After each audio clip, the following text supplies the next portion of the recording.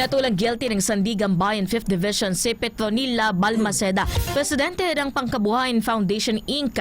dahil sa malversation of public funds kaugnay ng 2.4 million pesos na Priority Development Assistance Fund o PDAF na inilaan noon din ni dating Malabon na Voters Representative Alvin Sandoval. Ayon sa korte, ang pondo ay dapat sana ay gagamitin sa mga livelihood projects para sa Malabon at Navotas, ngunit walang napatunayang kapani-paniwalang ebidensya na naipatupad sa mga nasabing proyekto. Lumabas din sa investigasyon na walang maipakita mga benepisyaryo, delivery receipts, liquidation reports, acknowledgement receipts o inspection reports na karaniwang kaakibat ng mga lehitimong proyekto ng pamahalaan.